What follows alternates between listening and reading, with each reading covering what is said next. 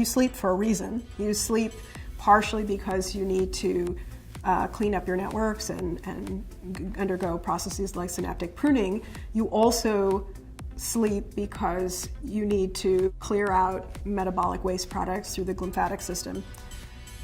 Those processes are occurring during a time during which you're not taking exogenous ketones, and therefore if you're in a ketogenic state nutritionally, the benefits of ketosis will be working throughout sleep. Beta-hydroxybutyrate can help manage our nervous system. So we have a sympathetic nervous system and we have parasympathetic.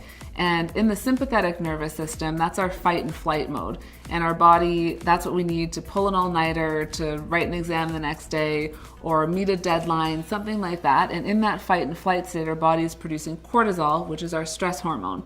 And the stress hormone, kind of like insulin, will also cause fat storage around the middle. So that's another thing that we see that we have to address. So when we're in that fight and flight mode, we're producing a lot of that cortisol. And so this is also where we see things like insomnia.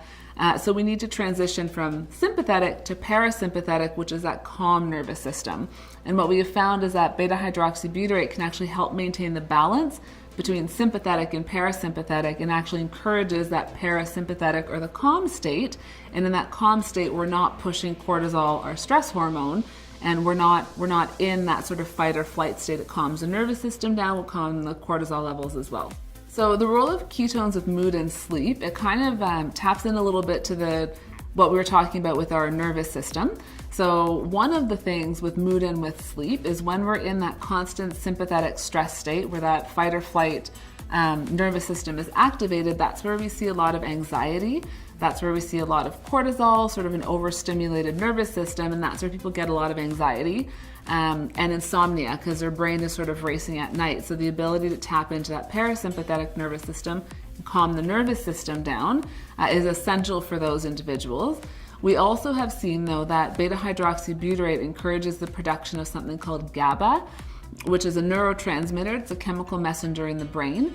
And GABA is a very calming neurotransmitter. So often we'll give people GABA to try and manage some of those conditions they might be suffering from. So there could be benefit from beta-hydroxybutyrate given that it encourages the production of GABA, which is that calming neurotransmitter. With the brain, we're not seeing any difference between endogenous ketones and exogenous ketones.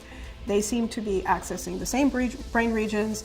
They seem to be having very similar effects in terms of how they affect the blood glucose levels and, how the ketones actually wind up in the brain. The advantage of endogenous ketones, if you're not insulin resistant, is that during sleep, if you're in a ketogenic state, nutritionally, the benefits of ketosis will be working throughout sleep.